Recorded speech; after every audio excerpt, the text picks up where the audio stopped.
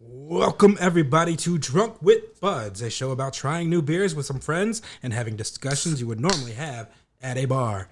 As always, we get all of our beer information from the Untapped app. That's UNTAPPD. You can now follow us on there at Drunk with Buds. Today we go west, young man, to the glitz and glamour of Hollywood. And who better to lead us through this promised land of California knows how to party? The actor, director, and former model Brent Huff, currently on ABC's hit show The Rookie as Schmitty, everyone's favorite man in blue protecting the streets of LA.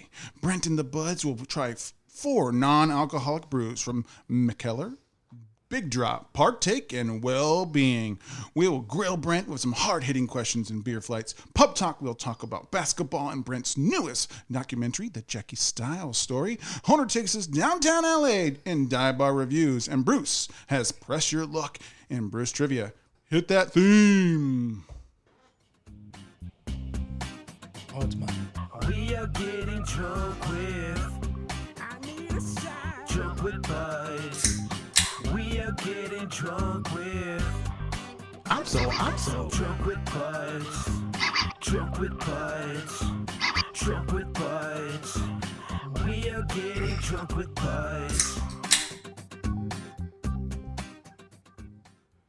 Welcome everybody back to Drunk with Buds.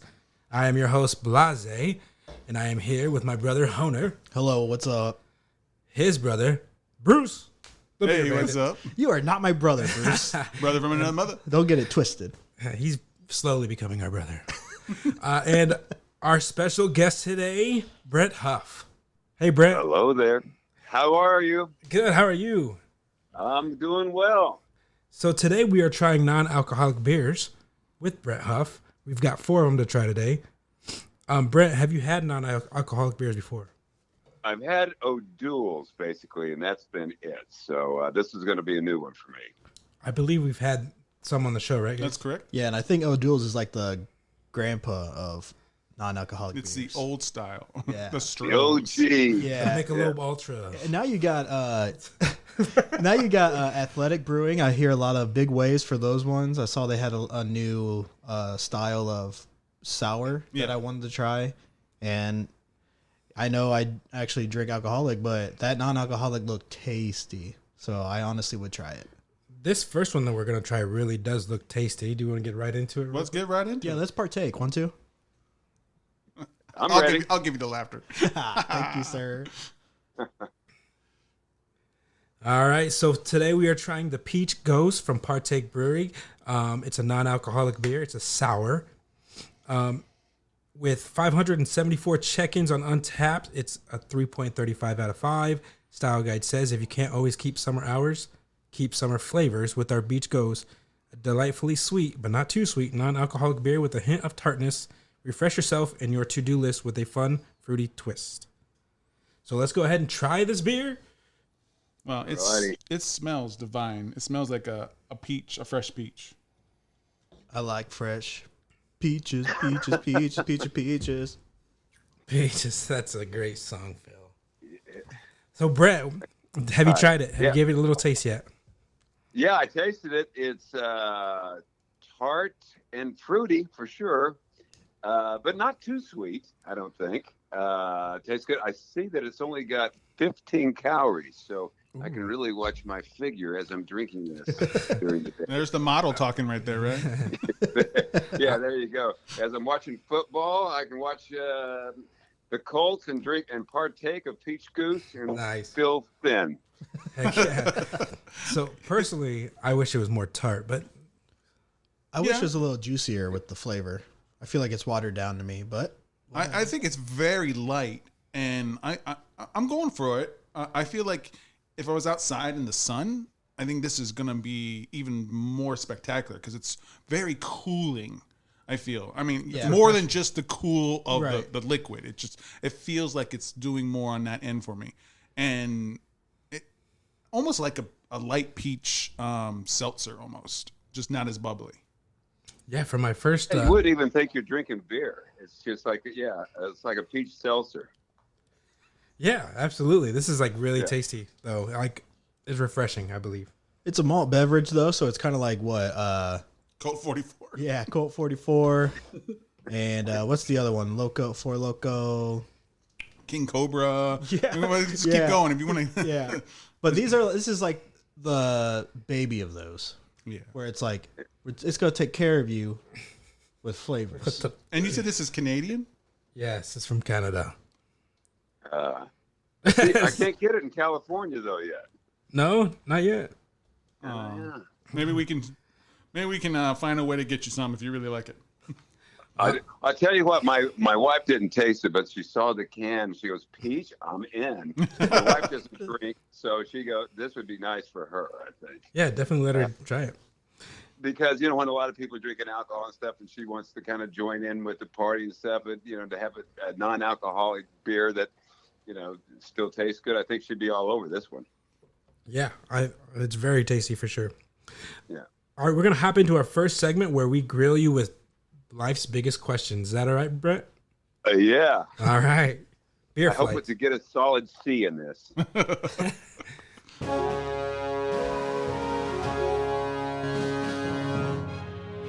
Who? What? When?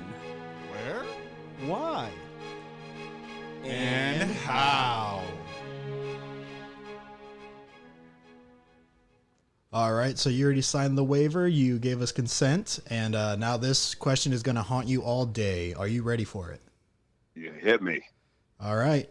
Who are you? Who am I? Well, I am someone who is, I'm very grateful. I've been blessed. I want to live a life of integrity and kindness, and I try to be better today than I was yesterday, and then better tomorrow than I am today. I'm a finisher. If I start a task, I'll finish it. I don't let go of the rope. And let's see, I'm proud of the fact that I've never given up in this business. I mean, I've been in this acting world my entire adult life, and you can imagine the ups and downs that I've had and the rejections I've had. And I've dusted myself off and got up and keep on trying. And so that's what I'm the most proud of, I guess. So it's easy, especially when you get to be my age, that you get kind of tired of the grind, and it's easy to go, I've had enough. I'm going to throw in the towel, but I just keep going. So that's basically me in a nutshell. That's amazing. You have to be resilient in that line of work. Oh, it's brutal. It's the best when you're working. It's the best job in the world, and when you're not, it's not very fun. And most of the time, we're not working. So, and people say, "Well, why do you do this job if it's so taxing and the rejection, all that?" And I said, "But it's an adventurous life." Yeah, I'll say that. When I am working, I get to go all over the world and meet great people, and it's to try to be a real storyteller. I just wish I had more opportunities to do that. But I diverse myself where I do documentaries, and I direct scripted films, and I write films. So I keep myself busy even when I'm not acting. Yeah, that's always nice when you can actually do something that you're passionate about. And get to travel the world. Oh, that's always nice too. And it's got to be so rewarding, especially to make something that's your own as well. Well, it is. It's like I've been doing the film festival circuit with the Jackie Stiles story now, and I'll be in these theaters, and I will watch the audience, and they will laugh, they'll smile, they'll cry, and it wouldn't happen if I wouldn't have put that together. And of course, being able to tell Jackie's story was an honor. Absolutely. Next question. What was it like to be on the set of In Living Color in the 90s? You have 2 episodes to your credit. Was it the best / most fun set you've ever been on? It was pretty fun. I got to tell you, it was great to see all these future stars like Jim Carrey. I mean, so many Jamie Foxx, so many came out of that, the Wayan Brothers. Oh, yeah. And the first episode I did, there's the family, I forgot what they're called, but they were this Jamaican family that they worked so hard, and I'm like a loser convict. So that was my first one. Like, what? You don't work? Yeah, man. And then the other was when I forgot but the guys had two heads. Keenan and Damon had two heads, and I'm a cowboy in a bar with these guys. But every take was different. It must have driven the editors crazy because they would just be all over the place. So you got to be able to improv with those guys. But it was a lot of fun. Did you see J-Lo there too? She was a fly girl. I mean, I did. Yeah, but it was the big thing. Oh God, what's the actress's name? Who was the choreographer? Paula Abdul. No. She's Puerto Rican, has a really funny accent. She was Rosie Perez. That's it, Rosie Perez. She was the choreographer, and J-Lo was just one of the fly girls. Yeah. Yeah, that's crazy. And Rosie Perez is a big actress as well, and as much as J-Lo too, And then so like if that was one of your most fun sets you've been on, what's like, spill the tea here. Like, has there been like a terrible set or shoot that you've been on? You were like, oh, get me off this thing.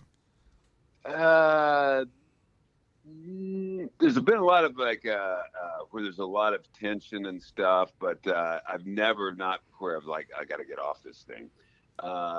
I'm like a set junkie. I love being on the set, and it's because everybody's together to try to create some kind of magic, and it goes all the way from the director down to craft service, and everybody's on the same team. I got a story when I directed a film in Kansas City. I'm from Missouri, and we had a big wedding scene. And so I asked a lot of my friends that I went to college with, would they like to be extras? And they go, oh, yeah, extra to movie. And I'll be there. And it was with Tatum O'Neal and Tom Berenger and Peter Coyote and James Brolin. So it was this big wedding scene. And so the friends that I had, they show up at 5 o'clock in the morning. It's in the dark, and they're at the wardrobe truck, and they're all getting tuxedos and dresses on and all this kind of stuff. And then all day long, they're dancing at this wedding. And it just, and they would come up to me, you did all that? It's going to be like 3 seconds? I go, yeah. So I thought at the end of the day, they're going to kill me. Yeah. And all of them came up and they go, we had the time of our lives. Now we know why you love this business. Nice. Because, and that's sort of what it is. It's the community, not to sound goofy, but it's a community all coming together to create this, some magic, hopefully. Yeah, people don't realize how many takes it actually takes for us one little scene. Yeah. Oh, like, forever. Yeah. And it's just like, that's it. And then, you got to like do the editing, but then hopefully you don't get stuck on the editing, the cutting room floor, which has happened to me. The deleted scenes or something. Oh yeah. I'll have a job where I go, okay, here's a line that this is going to be great. And then, they cut it out. And like, oh, damn. Do you still get compensated for that work if they cut you? Yeah. Oh yeah. That's cool. Yes, that's good. But you want to be in it. And it's right, like, exactly. You want to get. But now I've been on the other side where I direct. I've got to cut out scenes that I love. Right. They call it in the business killing your babies, because it's like, like I did the first movie I ever directed. I had this scene that we shot at 3 o'clock in the morning. It was low budget, but we got the money together for this big crane shot at night where the crane goes up really about 40 feet in the air, and it's beautiful. Mm-hmm. And I go in, the editor's working on it. He goes, we need to cut that out. I'm like, what? You want to cut? Yeah, it doesn't move the story. I'm like, are you kidding me? It was 3 o'clock in the morning, 20 degrees. We're going to use it. Yeah, so but it had to go. That's got to be rough. Yeah. So next question. Did you direct Treasure Hunters in Russia? Yes. What was it? What was it like directing Stephen Brand and the great David Carradine? Yes. Stephen Brand and I are friends. We still hang out together. Unfortunately, David died not too much after that film. And then, Sherilyn Fenn was in it as well. So it was basically the Fast and Furious Russian style. And, oh, my God. So the Russian stuntmen are crazy. And I saw that trailer. Yes, they are crazy. Crap. You can't believe it. So I'll just tell you one scene. So, I'll tell you a couple of things. So they picked me up at the airport. And so I have this girl who's a translator, and I've got a driver/bodyguard. And I'm like, and they said that they treat the American directors like czars there. You're like the king. Oh. And so I get into the car, and they're going to take me to my hotel. And I swear this driver's driving 100 miles an hour through the city, weaving in and out of the car. I'm like, I said, hold on. I said, what's going on? With my translator. And I said, tell him to slow down. This is ridiculous. Tell him to slow down. And she talks to him in Russian. And he said, he's doing it for my safety. And I go, for my safety? I said, he's going to get me killed. They said, because they kidnap Westerners over there. And so you won't get kidnapped. That's what they do. And so they drive right past like pedestrians, like missing them by like 6 inches.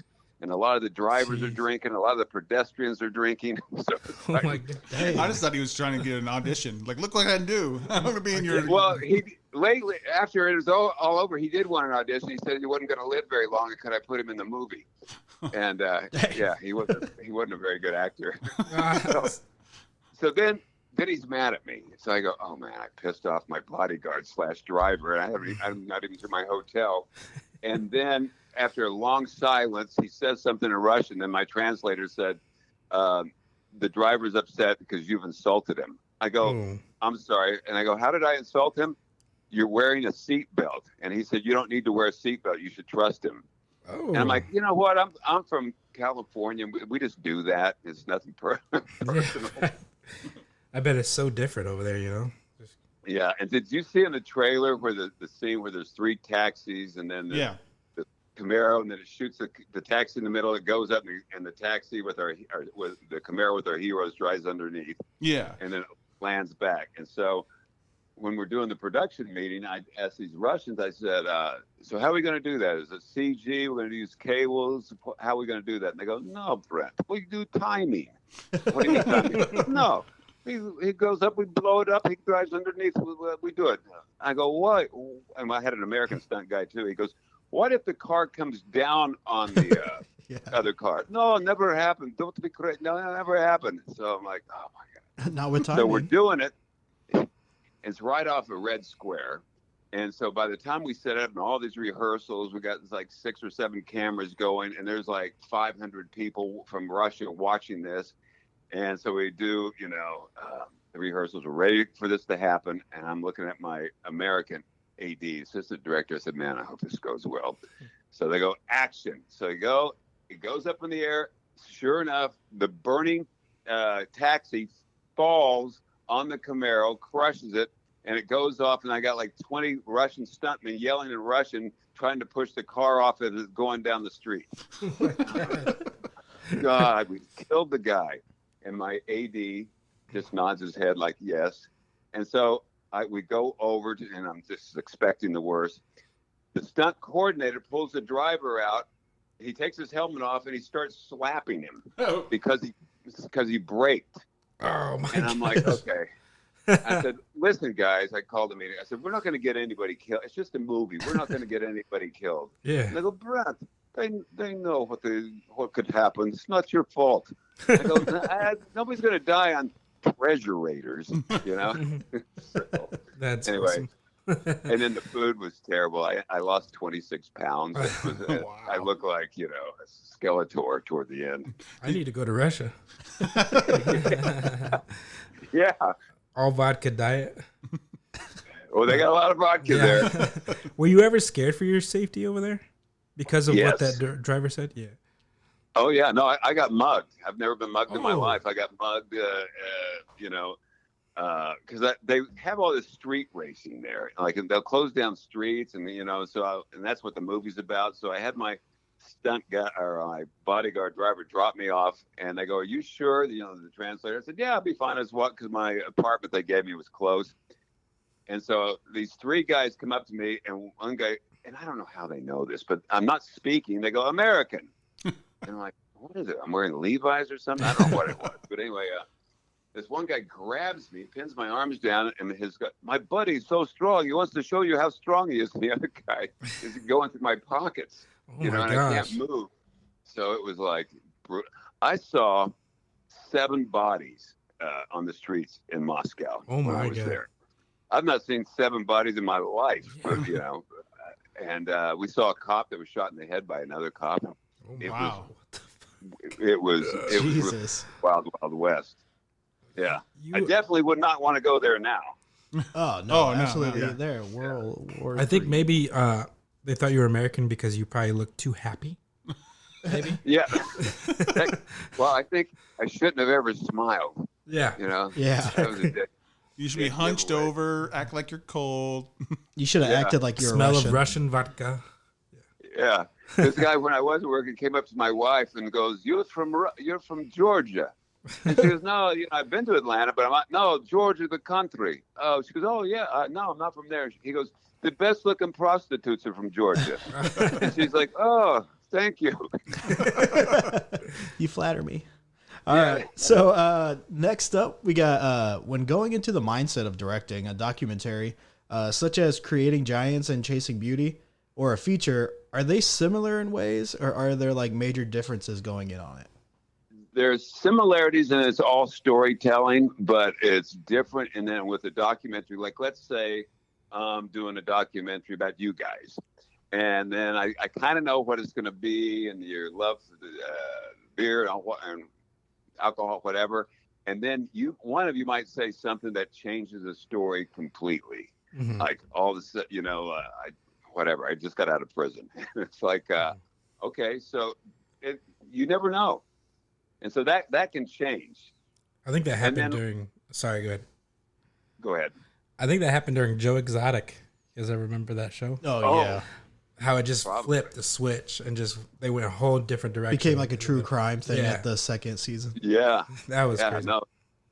And then a lot of times the subject of the document they'll say something that's really interesting. It's like, oh, this is the best part of the documentary, and then they'll call you up and they go, you can't use that. Whatever you do, can't use that. And they go, it's the best part. You signed a release and this, that, and then you're the bad guy.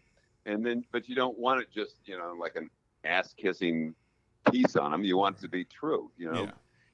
So sometimes you make enemies when you don't want to because they don't like the way they come up. People don't see themselves the way they are a lot of times. So in moments like that, do they still let you record after, or?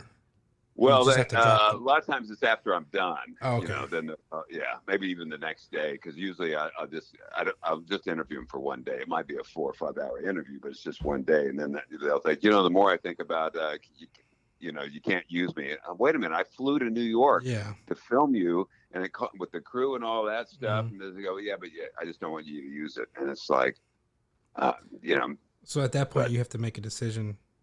Like you can still use it, right? Because of the release and. But you get them to. It happens all the time in documentaries. The Alanis Morissette, she wasn't happy with the documentary. She wouldn't support it. And it was a very good documentary, but it happens all the time. Yeah. And, I'm sure Lance Armstrong wasn't pleased with his last documentary. Mm-hmm. How do you feel about reality TV? Do you think it's like smug, or is it? I directed a pilot for a reality show, and the thing, a lot of it is, it's set up. Like my wife, she watches all the Real Housewives stuff, and I go, and they'll be crying and they'll throw stuff. I go, there's 2 cameras right over there looking at you now, and don't run it for me. And so a lot of it's set up, and they like to get their subjects drinking too. So a little looser with the lips, and so they're less guarded. Yeah, my girlfriend and I, we watched Welcome to Plathville. Have you seen that? No, what is that? So it's about this family of like 10, and the mom and dad have sheltered their children like big time, and as they become of age, 18. They start to branch out, and then it just becomes this whole war against the parents or whatever. But it's like a reality show. It's like it's supposed to be real, but is it? I don't know. Like how much of that? I know is it's real. some stuff like planned and like staged and stuff. Oh yeah, you set it up where it's like it's like if we get 2 cries out of this, we're going to series. So how would you set something up like that? Like you just kind of put 2 people who don't like each other in a room and say, all right, talk about your feelings, or? Well, one might say something. Well, she's a little stuck up, and then you tell the one that said, she's called you stuck up. Well, she's a bitch, and let it roll. Then you're off to the races. Okay, that makes sense. It's amazing to me how many of these guys start crying on The Bachelor. It's like, that's a first world problem. I've just always wondered that about reality TV. Is like, is it scripted or is it just like set up the way you're saying? So. Yeah, it's really funny when I meet people and they say that they're writers for unscripted television. I go, That's an oxymoron. how does that work? That's an oxymoron. Sounds like a fun job. Yeah, but yeah, you try. Yeah, yeah, that is a good job. Just like our job, just drinking beers and talking about them. Hey, I want Vanna White's job. Ooh, yeah. turning those letters. Yeah. She makes it look great. Yeah. She makes it look a lot better than I would. So, Brent, why were you drawn to the role of Schmitty on The Rookie? He is obviously the best character on the show. And what was the process to land that role? Well, it's crazy. What happened is, because I was mostly in the director's mode. So I was just, my future was going to be directing, because the first part of my career was like all acting. And the last 20 years, I've been more directing. And so I was directing a movie, and then I got an audition for Shameless.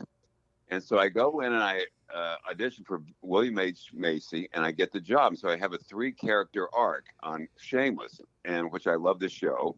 Yes. And I'm like, oh, this is kind of fun to get back, and I was a little rusty, I'll be honest, but it's like, okay, but this is kind of fun.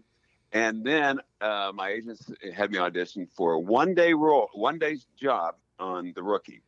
So I go in, and my scene is with Nathan, and he was great, and made me feel really relaxed and all this stuff. And so I actually did 2 scenes that day, but that was my day. And I was done with The Rookie. And I told my wife, man, that'd be a great show to be on. And that was season 1. And then later in season 1, they put what they call put a pin in you, where they kind of hold you. And then I'm going to do another episode, and then they drop the pin. So I only did 1 episode in season 1. I go, well, I had a good time. So but my part in season 1, if you look at it, I'm thinking I'm playing the older hard ass cop who doesn't like rookies. Yeah. So I'm sort of the bad guy, the crunchy guy with the voice. It's like, yeah, rookies, this, that. That's what I thought I was going to do. And then season 2, they had me back, and I'm reading, and so all of a sudden I've got a back tattoo. I'm into goat yoga. It's like I'm all of a sudden the goofy guy. I'm like the Ted Knight or Joey from Cheers, or Joey from the Friends and Woody from Cheers. And I'm like, oh, this is fun. And so then I just started going with it. And every time I get a script, it's like my wife would say, what do they have Smitty doing this time? I go, it's going to be something stupid, but it's a lot of fun. I credit the writers 100% for giving me this opportunity and let me run with it, because I'll do some stuff. It's kind of like going back to like what I learned in Living Color. I said, I go, man, I'm just going to do this. They may hate. I did a thing where I danced out of a scene, and I'm like, they're never going to use that. And I only did 1 take. And I go, sorry, I just had to try. They go, no, that's fine. Now go ahead and do it the correct way. And so, but they used the dancing part going out. So I kind of, it's a fine line with Smitty, when I'm going over the top, I'm the lazy, kind of goofy buffoon. No. He's the smartest guy in the room, living on the impound lot and the RV, renting it out to people, getting everyone else to do the work for him. That sounds like, a mastermind at work. Well, when I rented it out, he stayed for less than 3 seconds. He comes in and immediately throws his bags back out. Yeah. So no, it's been a lot of fun. It's been a lot of fun playing this, the sort of the punching bag of the show. But I get to provide levity, and Smitty just dances to his own beat. On the flip side of that, I can't talk. Hold on. On the flip side of that, has there ever been a character where the direction changed, like from the writers, where you didn't agree with it and you didn't want to like just do the job anymore, or you kind of just like looked at it differently? No, I saw it because I think this is when I'm on the director's side, it's and the actor might interpret it different. Like Stephen Brand, I directed him in Treasure Raiders. Oh, you have to talk to Stephen about Treasure Raiders. We will, don't worry. He'll have some good stories too. But he's like, "Oh, I don't think my character would do this," and I go, "Well, let's just do it both ways." And then in editing, and I'm really serious. If in editing, if the way he wanted to do it is better than mine, I just want the movie to win and be good. So Nice. I will do that. And a lot of people, like Samuel L. Jackson, will say, I've heard him say that I don't want to give him two versions because he's afraid they'll use the version he doesn't want. He's got quite a bit of juice. But I'm usually pretty accommodating to the directors. I said, no, I'll absolutely try it the way you want to do it. That's awesome. But try to get one in my way, and if it works, it works. So it's out of my hands once it goes to editing. If I'm just an actor in it. Okay, gotcha. That definitely makes you look like a really nice director to work with, for sure. Like very accommodating to people's. Yeah, it's one of the things. I'm not like a great technical director. I remember the first movie I ever directed. I'm directing James Brolin, and they go, "Brent, you want a 55 or a 35 on this?" And I'm like, "What do you think?" Yeah. I didn't know lenses. I didn't know, even though I'd been on the set a lot, but I knew actors because I was a theater major at the University of Missouri, and I've been in theater and movies all my life. So I knew how to block a scene, and I knew how to do the actor speech because I've taken so many acting classes over my career so I knew that. So I'm more of an actor's director, but and I know what I want visually, but sometimes I don't know how to communicate that to my team as well as I can. I'm getting better, but just take some experience. Experience is everything. All right, so we're gonna finish this segment with the last question for you, Brent. Okay. How do you like this beer? Partake, Peach. Yeah, I would drink it for sure. It's like like if I'm doing yard work or whatever, and then I want to relax or at the pool, it's a good kind of drink for that. So we rank these beers by quarters from 0 to 5. Where would you place it? Can I give a 3.5? Oh yeah. Okay, that give it a 3.5. That's a great rating. I have to agree with you. I really enjoy this. I'm not much of a peach guy, but this is smooth, refreshing. I finished my beer. Like it's phenomenal. So I'm gonna give it a 3.5 as well. Yeah, it is a pretty good one. Like I said, I think I wish it was a little bit more juicier. I know they're probably trying to keep it a little healthier and whatnot, so I think that would kind of go against what they want. But if it was juicier, I would give it a little higher. But for this one, I would say 3. I liked it. It's very light. It's refreshing. I feel like like Brent said, a hot summer day on a boat, lawn mowing, I would probably give it a higher score. I'm going to give it the highest of the day, though, 3.75. Oh, nice. So we're going to move into a quick sponsor and then into our musical interlude. Looking for a cool craft beer bar? Hop Station Craft Bar has over 30 rotating taps and hundreds of bottles and cans to enjoy. They also do can purchases for carryout. Not a fan of beer? Well, you're in luck because they have a unique cocktail menu as well. So come enjoy the arcade games, dart boards, and the pool table. Oh, did we forget to mention the food?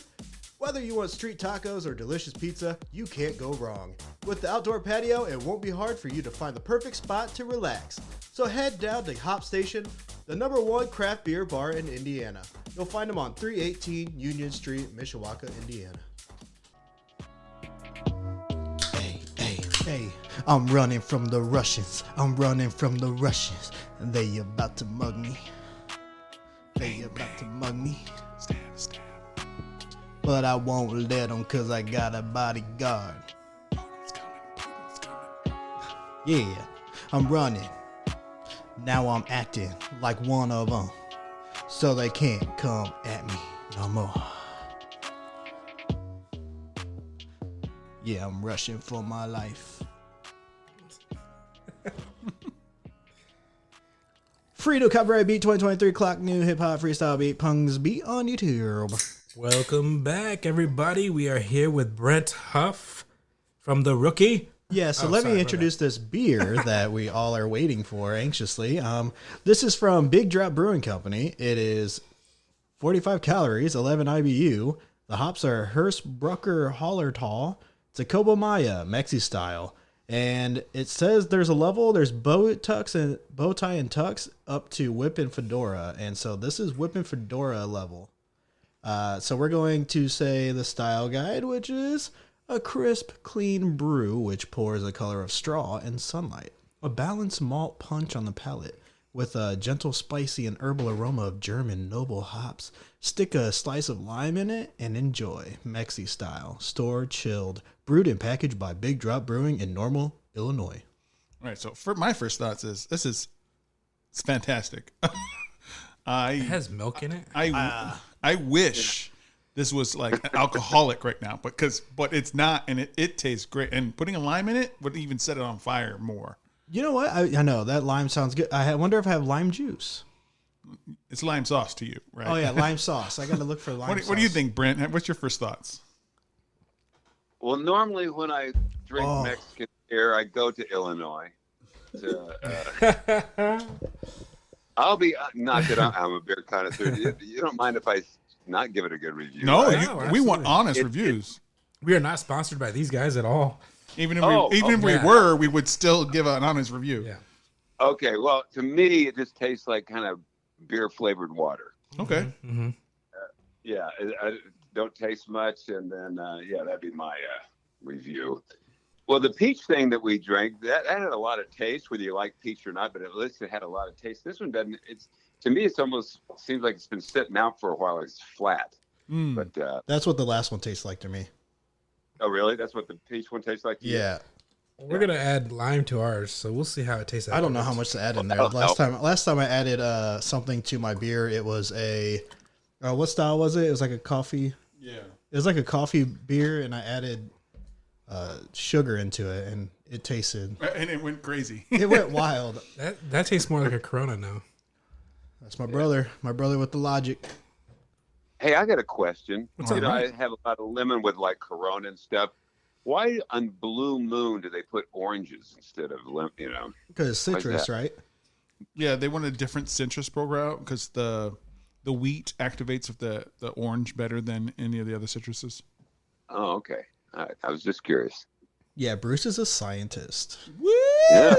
I love Blue Moons. I like it. You make me want one right now because Blue Moon. I know every time I see one on TV or like just with an orange, I'm like, I used to drink those. Right now. I used to drink those all the time. I used to put the whole ass orange in it and drink it. Oh, okay. Well, speaking of going for the moon, let's go to the pub talk. It's not the same thing.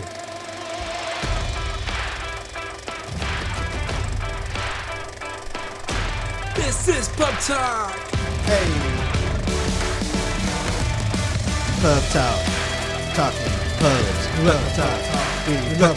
Pub talk, talking pubs. Welcome to Pub Talk. Welcome everybody. Thank you, guys. What's on the agenda for Pub Talk? Well, he shot the moon. He went to put out his documentary. Let's talk about basketball and Jackie Stiles movie there, Brent. Yes.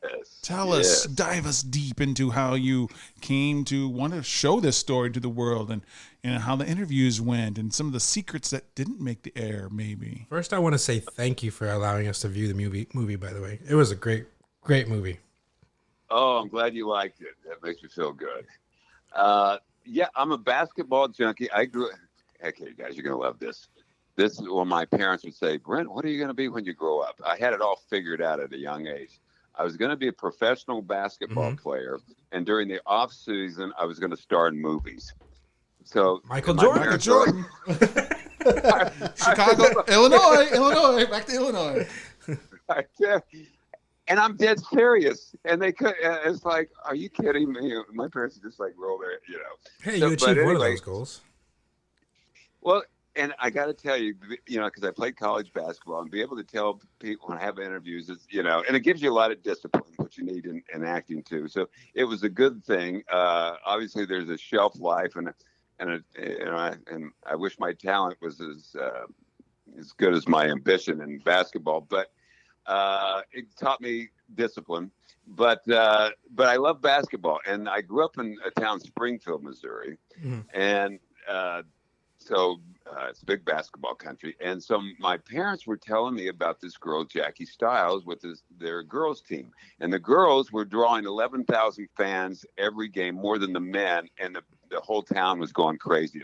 All the Ozarks and Kansas and Arkansas, all that area, were talking about this girl, Jackie Stiles, who averaged 47 points a game in high school. Crazy.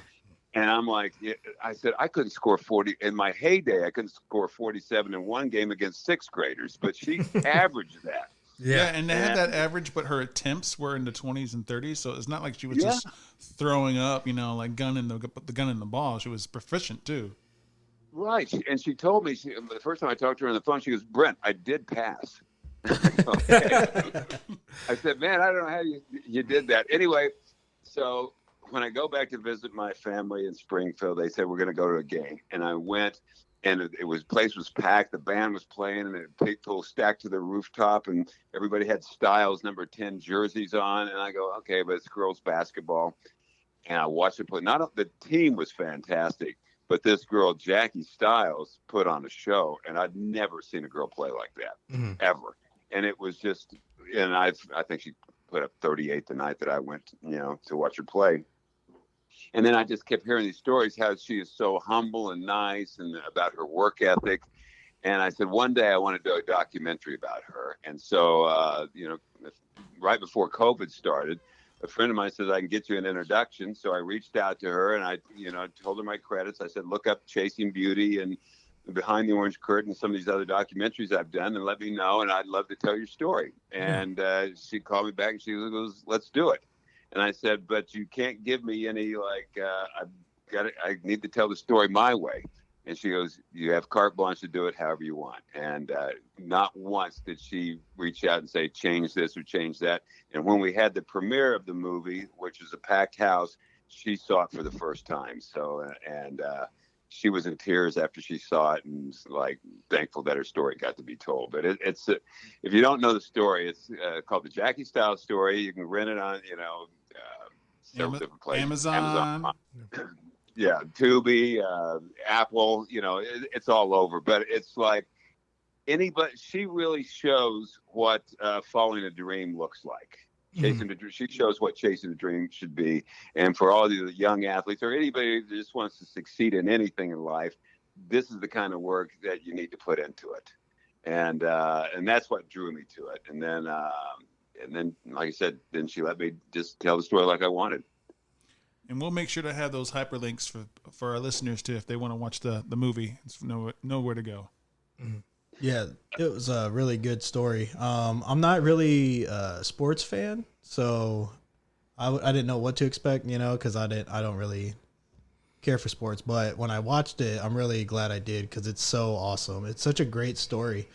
And I showed it, or I told my coworker about it, because he likes to hear those kinds of stories, and he was like, "Oh, that's pretty cool." So he started Googling her and stuff. And he's already looking up information on her and stuff. And I was like, yeah, dude, it's actually really, really cool what's going on in this story. Yeah, it's like people who are willing to put in more work than others think is worth it, They work harder than others think it's worth, I think is the way I should say it. But that's... And her work ethic took her to the absolute pinnacle, but it also is what brought her down, because she was so hard on her body. Kind of reminds me of Derrick Rose and his career path. Yeah, I just saw that they just released him from the Knicks. I saw that too. I hope he goes back to Chicago though, because I'm a Bulls fan, so it'd be nice to see him retire with us. But anyways, you had a nice run as a Bulls fan. Yeah, first 7 years or so, that was great. Oh. You saw the Michael Jordan docuseries? Oh yeah, Last Dance. So good. Yeah. But with the Jackie Stiles documentary, I really think you captured her dedication to the game perfectly. It just reminded me of the stories you hear about the Michael Jordans and the Kobe Bryants of the world. She just was such a hard worker, and she thrived. She was one of the best to ever do it. So it just shows people how much work actually goes into that behind the scenes to achieve your goals and dreams. So it was a really good story. And you cannot believe how small she is in person. Oh, and she played the two guard, not the point guard. She played the two guard in the WNBA, where she was the Rookie of the Year. And I, because I've spent a lot of time with her now and going to these film festivals, and I tell people, if you're having a dinner party, like if we're a bunch of people at a bar having fun, you know what Drunk with Buzz does, what you talk to at a bar, and all of a sudden, Jackie, what'd you do in college? Oh, I played some basketball. Oh, how'd you do? I set the all-time scoring record. Yeah.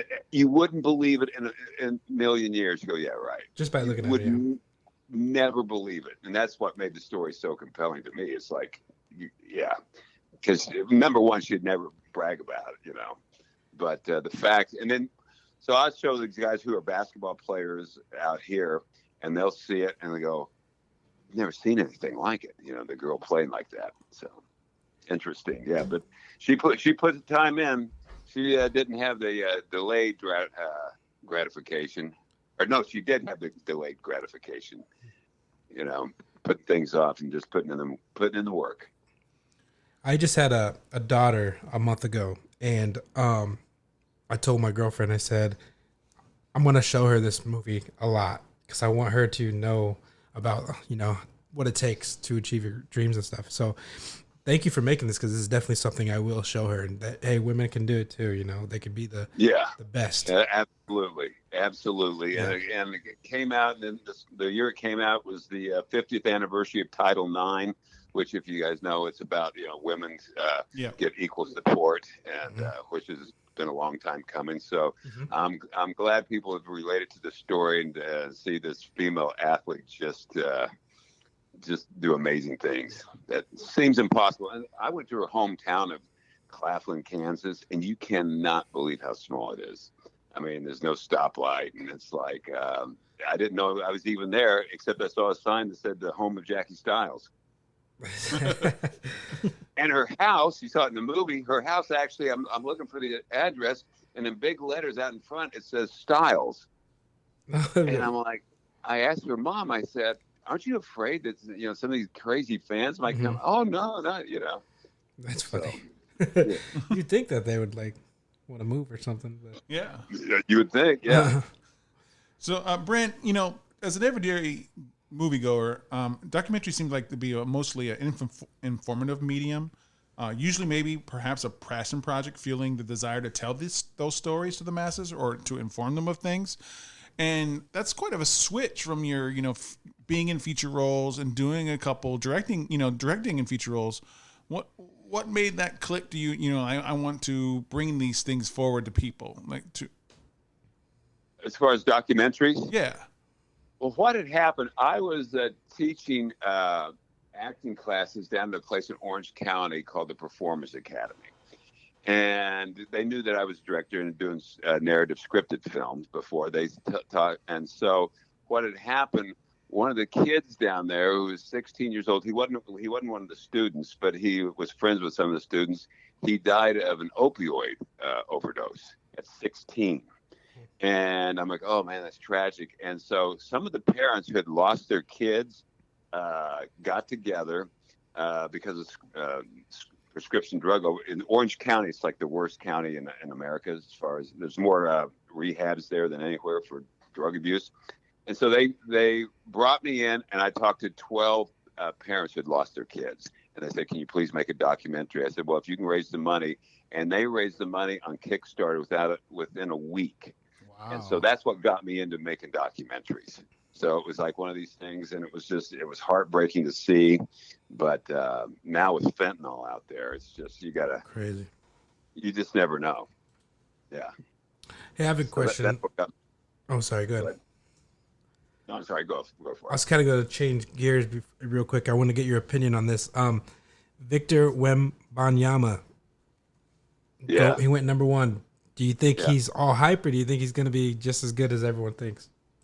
If he stays healthy, I mean, what he can do at 7'4", is he 7'4", 7'5"? I don't know what he is, but because he's so thin, I just hope he can stay healthy because he's got the skills. I mean, he seems like he's impossible to stop. But now I know the Purdue Center decided to stay another year in college, right? Yes, he did. which 7'4" guy from Purdue. Yeah, he probably didn't want to be outshined by Victor, but no, I watched him during the March Madness, and it was just fun to watch him. Yeah. I'm excited for him to enter the league. Yeah, who'd the Pacers pick up? Oh, you guys are you all Bulls fans? I'm a Bulls fan too. But I'm gonna tell you, I don't know who the Bulls picked up. Like, they told me his name. I know his name, but like, I don't know who he was. Yeah. Because we didn't even have any picks. Well, now they're all 19 years old. You don't even, Yeah. they're one and done. So, you don't have 4 years. And so that's why I thought, the guy from Purdue to stay in college for another year is, I think it's probably going to be good for him if he can stay healthy. What you don't want to do is get hurt before the draft next year. Well, now you can get paid in NCAA. So. Yeah. I'd like to get paid to play basketball. Oh, that would be awesome. Hey, you can join the Big Three. Try to get in there. Yeah. Well, Nancy Lieberman, who we interviewed, and the Jackie Stiles, she was one. She got her team that she coached in the Big Three won it all. Nice. But and that's awesome. Tim Mulkey, who's in the movie, took LSU to the national championship this year. So that was kind of cool. Those are all huge. Those are all big. And speaking of big, let's get our thoughts on this big drop, Mexicali style beer. That's not a beer. So, did your opinion, Brent, stay? Tell us what you final thoughts on this beer and give us that rating. It just doesn't have much taste to me.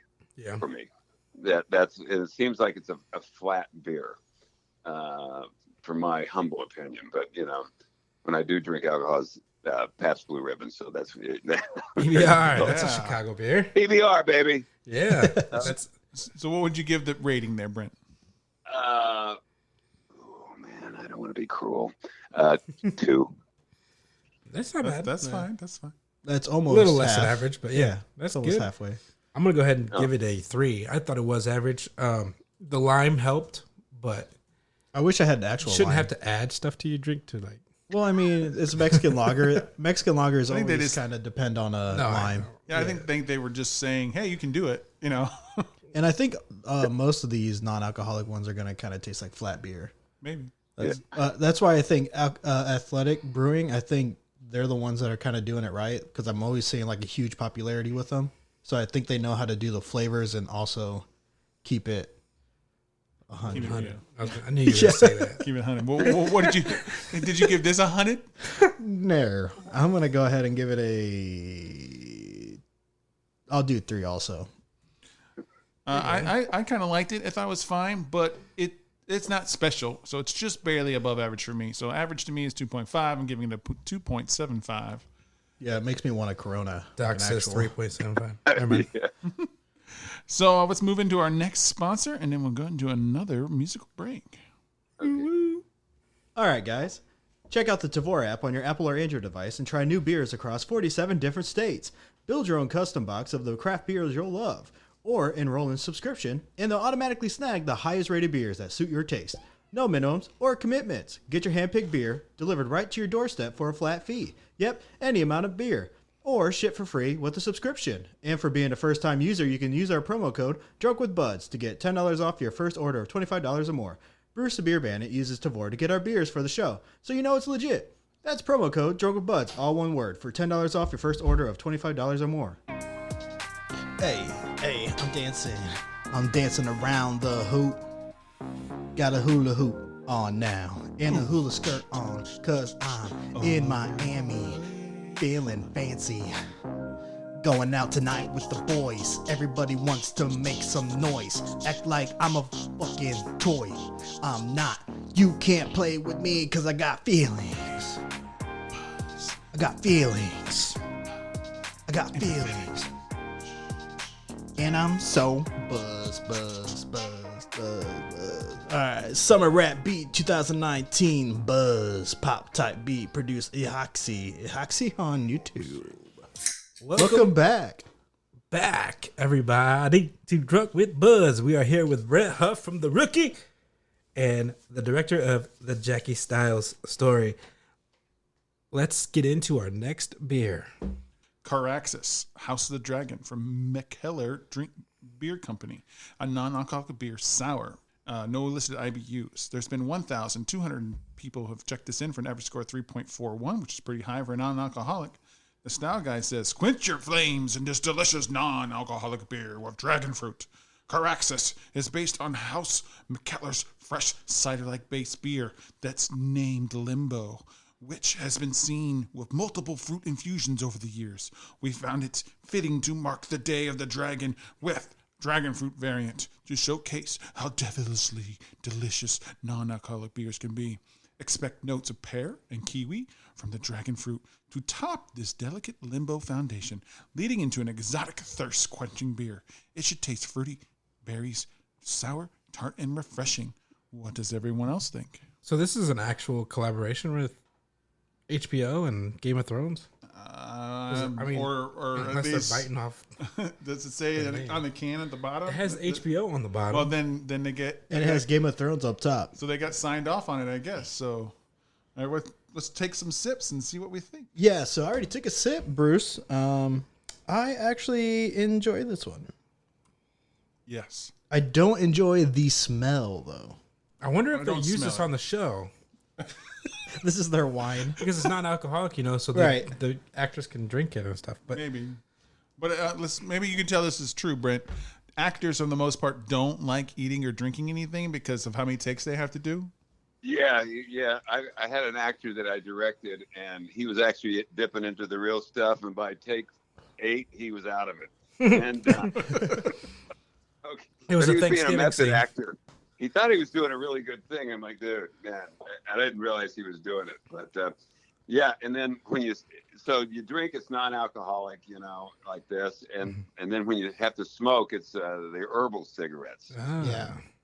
which I just did a thing with herbal cigarettes, and you can inhale it and all that stuff where it looks really real, but it's not too bad for you. Man, that's crazy because that reminds me of Grandma's Boy, where he actually smoked weed, and the dude was just blitzed, and he was doing a scene with a monkey, and he was actually really high in it. But Really? they're buddies, obviously. They're like Adam The Sandler's monkey? buddies. Yeah. Quit monkeying around, Bruce. Yeah, so they're it was funny because after you hear that, or you see him, and he just is totally toasted, which would make sense for them to be method acting. Right. Yeah. It's good for a couple of takes. It's good, better, best, ruined. Oh, yeah. Yeah, because you could just tell he was gone. It's shit faced. Yeah. it's always funny that fact that you just said that they don't eat or drink during the scenes, because every time I watch a show knowing that, it's like, come on, just eat it. Just eat it. But they won't. They won't. They'll just sit there and play with their food. Oh, yeah. Oh, a lot of times I'll eat it. It was like we did a scene in The Rookie where it's like all these bikers and stuff were at this place, and they were at this restaurant outdoors. And so every take, and it's not in the script, I would just pick up some of their food off their plate and start eating it during the scene. And I'm like, finally, the prop guy, I go, is this stuff cooked? Is it good? He goes, yeah, good to go. But it meant it had been sitting out there for a while, so I was like, I didn't get sick. But yeah, it looks bad when people fake like they're eating. Just like you can tell the people that aren't real smokers when they try to smoke, and it's like, they take the cigarette from the mouth and the smoke immediately comes out. Like they don't inhale it. So yeah, It's just always. it's kind of like basketball players in movies who can't Oh really. my. That kills me. Yeah, absolutely. Oh, that annoys me so much. How are you liking this beer? I like it. It's first of all, it kind of shocked me that it's red when you pour it, so I wasn't expecting that. But it's definitely sour, and it's kind of a sipping beer, I would say. Like it's tart but not overly sweet. I wonder what the deal with Game of Thrones is with this. Yeah.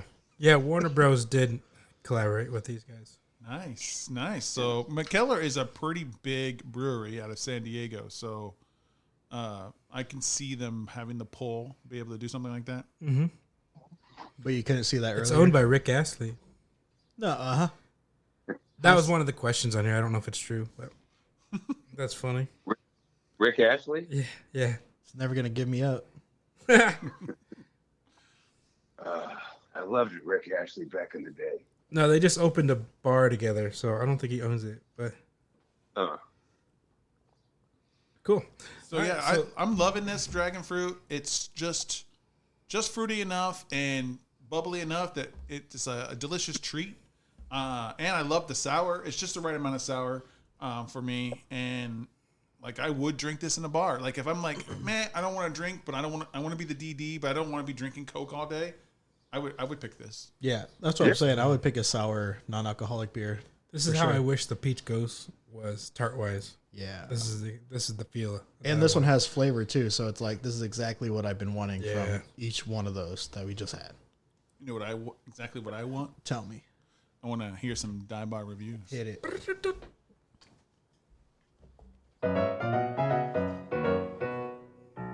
Dive bar review, dive bar review, dive bar review. 1 star, 2, 3 star, 4, maybe a couple of 5s. Dive bar review, dive bar review, dive bar. Dive bar reviews is where I read 1 through 5 star reviews for dive bars I'll probably never visit. All right, let's do this thing. Today we're digitally visiting Frolic Room in Los Angeles, California. This one does sound familiar to me because I feel like I did it, but I have no idea. So, you ever been there, Brent? I have. Oh, nice. Yeah. How would you describe it before I start? Well, it's the location, first off, it's like it's right next to the Pantages Theater on famed Hollywood Boulevard. So it's right in the middle of Hollywood, and it's got these great neon lights out front. And so the Pantages has these big Broadway shows that's like really elegant for people who dress up to go to the theater.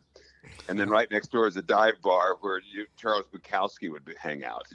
And so the craziest thing was they had a guy that I was at the bar, and a guy came in one time. I guess he'd been in there a bunch, and they'd kicked him out. And so the bartender, rather than spray mace, he sprayed lemon juice in the guy's eyes.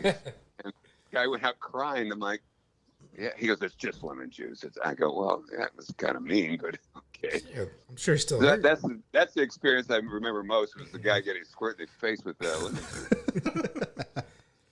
I would have just opened my mouth. All right, so I think I have, because that sounded familiar, or the theater is next door, so people went to go get a drink and then go to the theater. I think I do remember that. But anyway, Google says photos of movie stars deck the walls at this historic no-frills bar, famous for its jukebox. All right. So first up, we have Jonathan Palomares with a 1 star says, oh, sorry. Oh my gosh. He's very sorry. I forgot I didn't grab his. All right. 3, 2. First up, we got Jules, 1 star says, security guard used his belt to whip a homeless man just asking for money for food. It was a social experiment, but it was ridiculous how he handled it. Imagine how he treats real homeless people or anyone he just doesn't like. Never coming here again. Ooh, I think it goes with the lemon juice in the eyes. He might have nailed that review. All right, next up is Nate, 1 star, says, someone is going to press charges on your so-called hard bouncer with assault with a weapon like his belt because his pants sagging. Should probably fire him soon, laughing emoji. Nothing wrong with saggy pants. Yeah. It's Until you just see their dirty underwear. and they haven't wiped their ass. Yeah, Some big crack. So there's a lot of things wrong with it, Brian. Not the only crack you can I'm see sure on Hollywood people have Boulevard. seen worse on Hollywood Boulevard. That's true. You're right. Yeah. Next, He uses his belt as a weapon. Sounds like my dad when I was a kid. Ooh. Same. Or like, someone taking Devo the wrong way. Yeah. What? With the good. Brent got it. Crack that whip. I'm glad somebody did. All right, next up is the only real Trinity with a 5 star says, I've been coming here off and on since I came to Cali over 20 years ago. Great dive bar in Hollywood. The inside hasn't changed and 2 of the main bartenders are still there. Service has always been great. Drinks are reasonable, especially for Hollywood. Nice. What is Lost me at Cali. what are the drinks? What do they go for at a bar? Like how much? Oh, how expensive? It's been a while since I've been there, so I don't know. Last That's night I was at a place. The cheapest Chardonnay was $33 for a glass. A glass? Wow. What about Yeah, I beer? paid $40 for parking. Oh my gosh. You know, the prices are just, you can't even go to In-N-Out Burger out here without dropping. You look like 45. Elon Musk over here in Indiana. Yeah, he should have Ubered there. That might have been cheaper. I know. Well, yeah. Uber's expensive too. I Nowadays. can't. It's all these young people at all these places. I'm like, how do they afford it? I mean, it's like real. The math doesn't add up to me. So OnlyFans. They don't eat. They just all drink. we trust fund kids, right? Yeah. And OnlyFans. OnlyFans nowadays, yeah. Everybody's popular now, doing whatever they want to get money. All right. So next up, we got Nika Ripley with a 4-star says, "Oh, Frolic Room, where to begin? This place is a Hollywood institution, a beautiful cave of wonders tucked into the space just next to the historic Pantages Theater." I said it wrong, probably.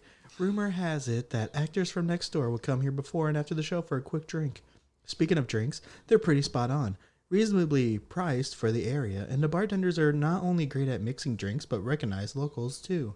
The only gripe I have about this place is that it's quite small and gets loud at night and on weekends. Definitely a must-see for any tourist in Hollywood, and worth a visit for locals too. Okay, all right. Don't you hate when dive bars get loud? It's like, how you not... That Okay. never happened. Especially on the weekends, like, really? Yeah. When everybody's off work and everyone wants to Yeah, go yeah. out, dude. Can you I turn it actually do down? hate loud bars, but Well, I get that, but I'm saying, like, what do you expect? Then just leave and then go Nah, somewhere else. Well, would you Yeah. rather a loud bar or a bar that's so packed that you have to like grind up against people to go anywhere? Loud. I'd rather it be loud. How about you, Brent?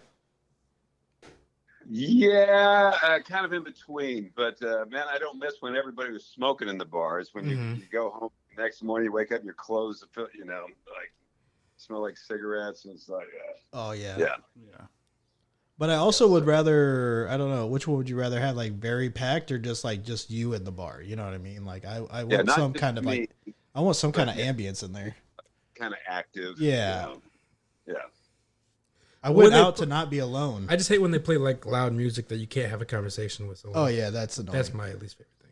Yeah. A buddy of mine who owns a bar in Kansas City, he will go every place he goes, and if he's by himself, he goes pick any city in the country, and he'll go and sit at the bar, and every time he's able to strike up a conversation and make friends with somebody. That's kind of the cool thing. Yeah. about Yeah. Sounds like my Yeah. brother, Joe. And he calls every bar, it's like sort of the altar where the bar is. You have the glasses up there, and it's sort of this religious experience. So That's awesome. He's very good to it. I need to start doing We that. go out, and he calls me. You guys have seen the movie Sideways? Yes. But I'm wine. like Thomas Hayden Church character, where it's like, I'll try this wine, and he goes, "Are you chewing gum?" I'm like, "Oh yeah." That was a great movie, I thought. It was a good movie with Paul Giamatti and Thomas Hayden Church. Yeah, about the wine tasting. Yeah, I've never seen it. I've always heard about it though. Oh, you got to see it. It's hilarious. All right, so next up we've got Sasha Bugakov with a 1-star says, "Most horrible experience. Drove 20 miles to check out a new place to hang out, hopefully, only to get turned around because I was impaired. Thanks God I didn't need water. Better go off somewhere else." Thanks God that they can't type. Yeah. How do you expect to be served though if you're like drunk? I mean, if you need just a water, I mean you should get a water, but if you're inebriated, then Water costs probably $10 over there. Yeah. They're probably say, "Can you please pour it out in the fire that's over there?" Yeah. All right, next up we got Edwin Hunter with a 3-star says, "It's all right. I wasn't the hugest fan of it. Space was pretty small, crowd pretty non-inspiring. True, the drinks were cheap-ish, but they weren't anything special either. That said, I don't like dive bars.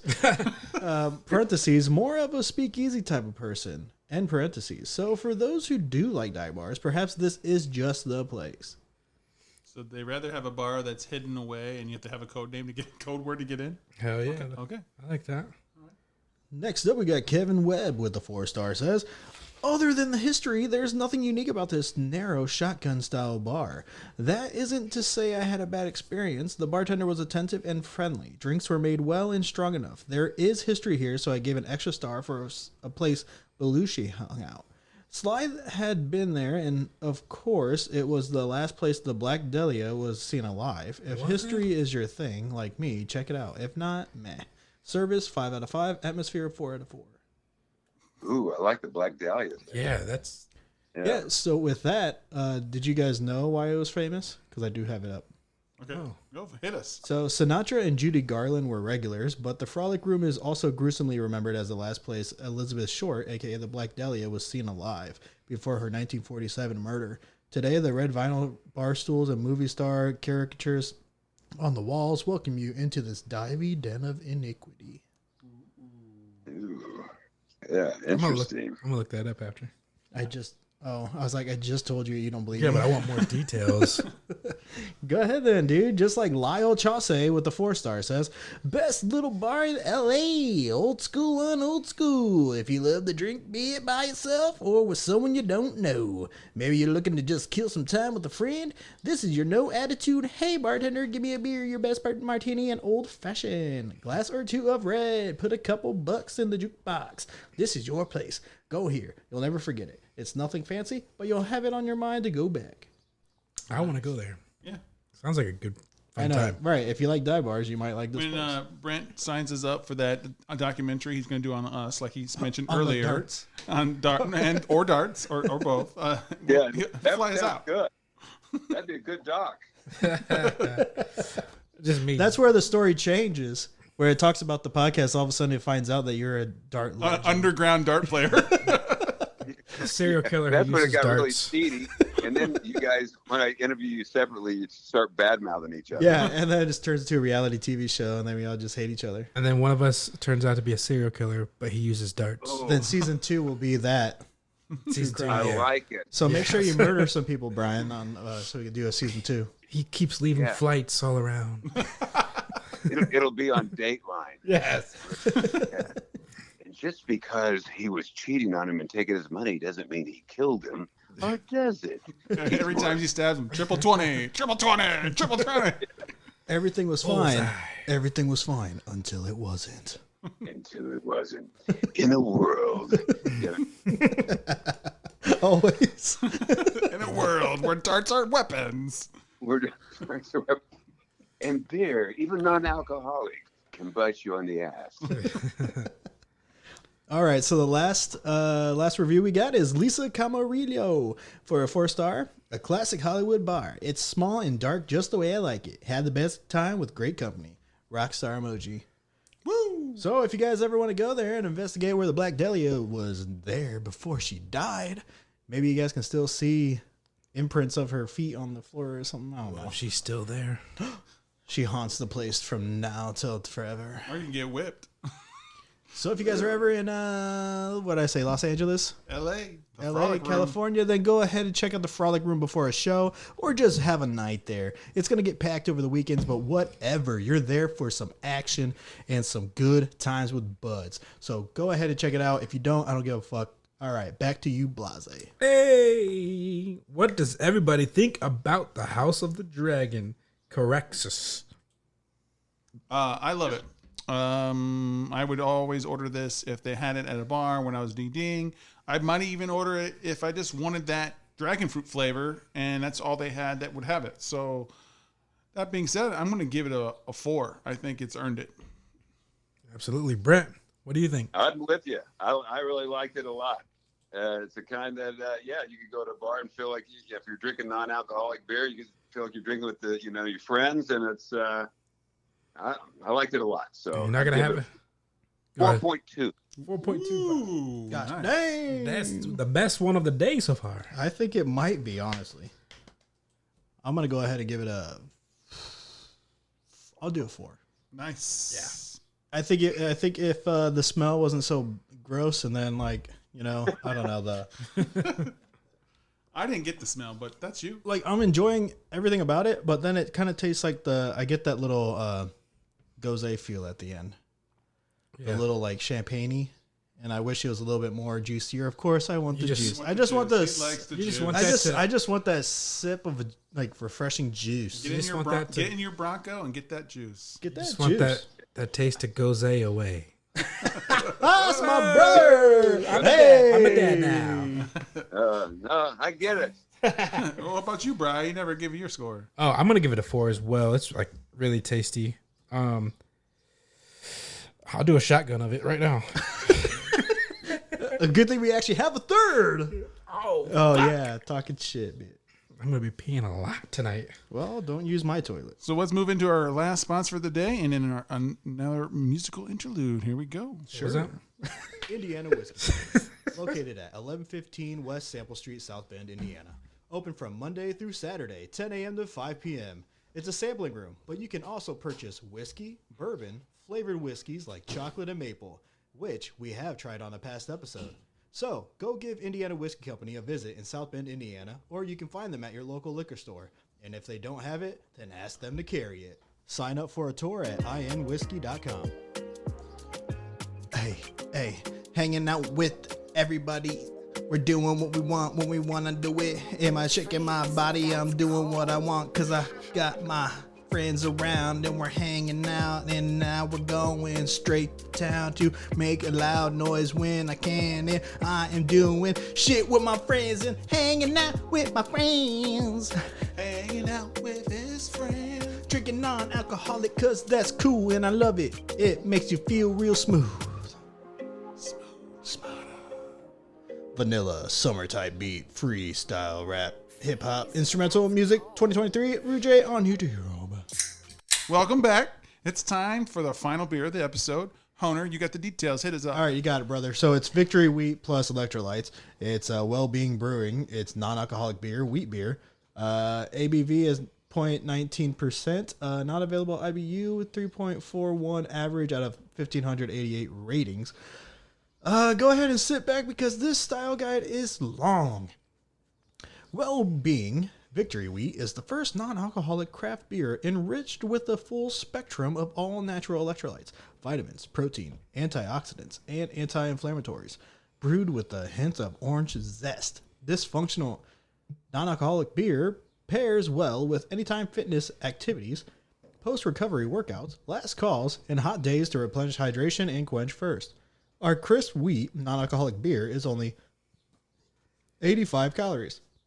Offered in 16-ounce cans and brewed with a hint of orange zest. Upgraded with Buoy, a formula of electrolyte supplements developed to meet the hydration standards of the World Health Organization. Well-Being Victory Wheat is worthy of the title World's Healthiest Beer.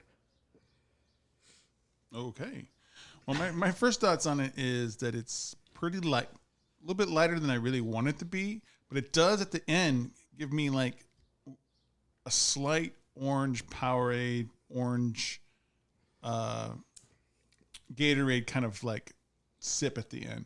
And if it's giving me like, electrolytes and feeling, that's good. But as a beer it's going, I'm like, Right.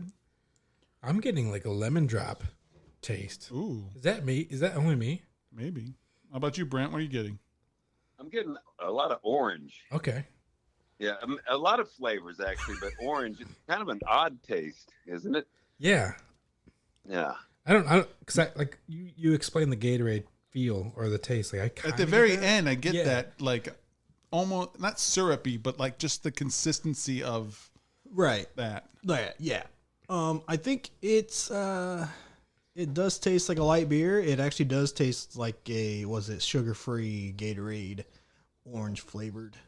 I do agree with that. I'm not getting orange though. I'm getting lemon. It's because you had lime juice in there. So maybe it's mixing in with the orange citrusy and now you're getting that. Owner.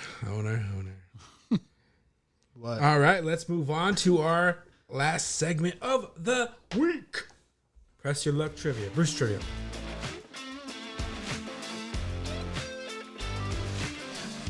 Bruce.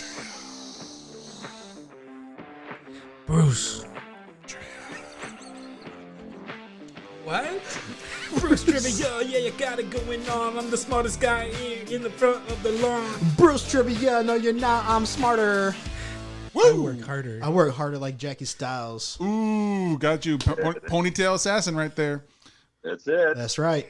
Welcome to Bruce Trivia. I got 3 contestants today. I got Blase, I got Honer, and I got the newcomer, Brent Huff. We got Press Your Luck Trivia. So I'm going to ask a trivia question. You guys will ring in. The first person to answer will give what they think the answer is going to be. Then, for the other 2 players, I will give you a multiple choice, including the answers that the first person gave and 3 other pops. You can choose the same thing as the first person for 1 less point, or you can choose one of the other ones, and if you end up being right, you'll get the points, and they won't. It's just press your luck from the old 80s and 70s. Yeah. Hand on your buzzers. It should be called Press Your No, because I know everything. All right, hands on your buzzers. This movie from 1990s will have you counting your sins, a specific number of them, and perhaps have you saying, "What?" Yes, Brian. 7. Is it wrath, 7, retribution, or stigmata? I don't remember 7 being that far back, but I'm going to say 7 too. Yeah, I was going to say 17. I didn't realize it was in the 90s, but I guess it is. Yeah. But yeah, I'd go 70s or 7. That is correct. That's my brother. Press your He no. knows everything. 2 points for Brian and 1 point for each Brian. 2 points for Brian and 1 point for Honer and Brent. Okay. Hand on your buzzers. This movie from the late 2000s will have you believe in the title. It might be about your horoscope. It might be a slow burn mystery starring Jake Gyllenhaal tracking down a serial killer in San Francisco. Oh, yes, Brent. What do you got? Zodiac. Is it Zodiac, Cancer, Scorpio, or the Astrology Killer? Brian? Zodiac, I think. Honer? What was the one that he said? Zodiac. So did you say Zodiac Killer as a full name and Zodiac? Nope. Zodiac? Australian killer. You said Zodiac Killer. I said Cancer, Zodiac, Scorpio, and Astrology Killer. Oh. Yeah, I'm just going to go with him and say Zodiac. That is correct. Yeah. So 2 points total for Honer, and Brian and Brent are in a 2-way tie. Yeah, I'm just going to keep writing guys' coattails. He's a coattail rider. This British police dramedy from 2007 has a shot-for-shot remake of Bad Boys in it, albeit with an overweight police officer and his skin. Yes, Honer. Oh, he's gonna blank. Oh, He's gonna blank. It's there. No. Oh, my God. He's out. So he can still get a point here, but no one can get 2. Is it Snatch, Hot Fuzz, Lock, Stock, and 2 Smoking Barrels, or Layer Cake? There it was. Bob. Yes, Brent. Hot Fuzz. Hot Fuzz? Hot Fuzz. Hot Fuzz? How about you, Honer? Yeah, it's Hot Fuzz. I could Oh, not it think of is Hot Fuzz. So, this 1990s film has a police code for a name, starring Sam L. Jackson. It means murder, death, kill. Yes, Brent. 187. Is it 187, 1099, 666, or 1056? It's 187. 1056. Well, 1056 is wrong, but 187 is correct. Brent takes a big lead. Honer is now caught up to Brian. This dirty cop movie trains a new detective in this and tries to turn him as dirty as he is in this movie. Woo! Yes. Training day. Is it Training Day? Yeah. Assault on Precinct 13, Gattaca, or Glory? Brent? Training Day. Training Day? Training Day. That is correct. So Brian is right back up there. Honer's 1 behind. Honer, you need to get this right, and they need to get it wrong. Yeah. Or it'd be a 3-way tie. Last question. This TV show from the 1990s ran for 3 seasons and tried to recreate Top Gun vibes, but centered in Florida with characters like Steve Psycho Kessick. Yes, Brent. The greatest series ever called Pensacola Wings of Gold. Is it Pensacola Wings of Gold, Iron Eagle, Airwolf, or Miami Top Gun? Obviously, I'm just going to say whatever he just said because he sounded really confident in his answer.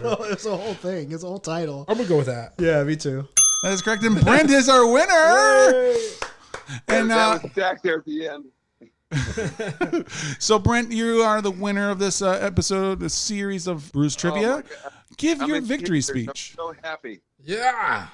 Give your The victory first speech. thing I've ever won. Woo! No, that's not true. You've won some awards. You've won life, man. Yeah, there you go. So, what was it like being the character that I just named from the you were on that show? Yeah, I did. I think 11 episodes. That was James Brolin who directed. I started in with my first film that I directed and he produced, and that's how we became friends. And so it was great. And then Michael Trucco, who is a regular on Pensacola, has a recurring role on The Rookie. So it's all kind of a Full circle. yeah, full circle. But yeah, that was fun. Shot it down in San Diego and got to go out on aircraft carriers and stuff like that, and in planes. It was fun. That's awesome. So they still shot it in California, but it was in Pensacola, Florida. Even though it's called Pensacola. Yeah. All right. I think that's it for this week's episode. Brent, thank you for joining us. I mean, we got to rate this beer. Oh my gosh. See, I don't have my docs open. Oh my god. So what do we think of this last beer? How about you there, Brent? It smells like Gatorade. Kind of an orange thing. It's sticky too. It's like if you touch, it's kind of a sticky beer. Not a. I'd give it a 3. That's not bad. That's not bad. That's not bad. It's not bad at all, man. So you like the House of Dragon one the best? Yeah, I'd say that's the best. And then just to go out, like the peach one would be my second favorite. Oh, nice. All right. I'm giving this a 3 as well. I think it's doing exactly what it needs to be doing, and it tastes kind of like beer without being beer. It's giving you a little bit of refreshment. I think it could be better if it has stronger orange or maybe a little bit more body to it. It's very thin, but overall, I liked it. I agree. It's not my favorite of the night or day or whatever time it is. I think with less lemon, it would have been good, but There's no lemon in it, is there? I'm just kidding. I wish I would have tasted the orange a little bit, but Yeah. no, not bad. I think the Mexican lager was probably the worst one. This one's probably third. So yeah, I give it a 3. Yeah, I'm gonna go ahead and give it a 3. I'll give it a 3.5 for what it is. It's a non-alcoholic. It's like like you guys said, it's like a Gatorade. So I just feel like I can actually drink it, and it has the aftertaste that I wish the dragon fruit one did. That's the juiciness I'm thinking of. All right, so shouts out to top 15 cities downloaded our last episode. South in Indiana, Chicago, Illinois, Indianapolis, Indiana, Troy, Ohio, Jordan, New York, Knox, Indiana, Granger, Indiana, Adelaide, South Australia, Mishawaka, Indiana, Frankfurt, Maine, Hesse, Germany, Cincinnati, Ohio, Columbia City, Indiana, Wilmington, North Carolina, Charlotte, North Carolina, Oceanview, New Jersey, Bayonne, New Jersey, St. John's, Michigan, Rocky River, Ohio, Chilliwack, British Columbia, Canada, Suffolk, Virginia, Basingstoke, Hampshire, England, Lyndhurst, New York, Clemens, North Carolina, Memphis, Tennessee, Oklahoma City, Oklahoma, Williamston, South Carolina, Warsaw, Indiana, Ashburn, Virginia, Francisville, Indiana, Dallas, Texas, Cleveland, Ohio, Santa Ana, California, Leland, North Carolina, Courtney, British Columbia, Canada, Lewis Center, Ohio, Hickory Hills, Illinois, Birmingham, Alabama, Goshen, New York, Warsaw, Mazovia, Poland, Niles, Michigan, and Hendersonville, Tennessee. Nashville. Poland, holy moly. Nasty town. So it's last call. Which beer today is the one that you're going to end your night with, Brent? House of Dragon. Woo! I agree. Would you drink it while watching House of Dragon? Yes. Not Game of Thrones. I've never seen Game of Thrones, so I'm like that. And House of Dragon is also a companion series, so it's a separate show. Oh, I didn't know that.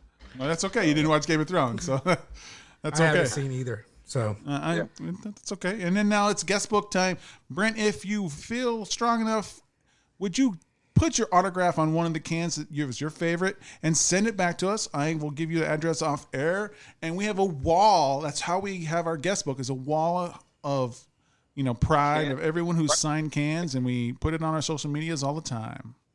I will do that. Hey, and I loved my hat. yeah. Yeah. The pictures you sent were awesome. Thank you. Yeah, so thank you. All right, now we're gonna hit up the final promotions and social media. So what do you got, Brian? I have nothing right now. I'm Beer Bandit Bruce on Twitter and Bruce the Beer Bandit on everything else, including Untapped. You can follow the show on Drunk with Buds across all social media platforms. Sometimes it's Drunk with Buds, sometimes it's Drunk with Buds Podcast. But guess what? It auto fills in once you start writing it. Exactly. You go Teespring and got some merch. We got the four Buds shirts up there without the mistake on there. So I can get that really good. And we got some new colorful hot sports bras for all you ladies out there to match your yoga pants that we have. What about you there, Honar? So I am Honor Creations on Facebook, Instagram, TikTok. I make dumbass videos for dumbass people like me, and I'm also the social media guy for Drunk with Buds. So if you're talking to us, you're talking to me. So we want you to drink responsibly, non-alcoholic, drink Cokes. But if you are drinking, just make sure you take an Uber home if you're drunk. And if you need help, call the ACC at 1-406-936-3350 to get 24/7 help anonymously. Hey guys, it was a pleasure doing this. That's a good job you guys have. Thank you. Thanks, man. Yeah. Anyways, it was a lot of fun. Those 2 hours went by very quickly. Really appreciate it doing the show. Hopefully, we can have you back on sometime in the future. Thank you very much. You got it. All right. Bye, guys. Have a good one. Bye. All right, so thank you guys for listening, and this is Free for Profit, Good Vibes, Pop, R&B, Happy Type Beat, King EF on YouTube. Yeah, F you, bro. FFU, bro. FFU, bro. FFU, bro. FFU, bro. FUCK, fuck you, Brian. What the fuck? I'm serious, dude. I've had beef with your ass for a couple years. At least 20. At least 20, man. I'm only going on 30. Ever since you were born, I hated your ass. Now I'm gonna kick you and pay for the gas. Gonna pay for the gas when he runs over my ass. hey. No. Gas for my flamethrower, cause that's what I'm using when I go in your house and start abusing. Fuck you. What you abusing, bro? You all cool? Get the fuck out my house like this, dude. You ain't doing that shit. Get up out my drawers, cause I'm gonna kick you further than you are. Try to throw a punch, you'll end up with a hunchback. Man, Notre Dame. Man, when you punching, it's like you in a fucking dream. Pillows. You can't touch Pillows. me. Pillow puncher, motherfucker. What you gonna do when I munch on you? You ain't gonna do that. I'm a cannibal. Love you. Love you too, bro.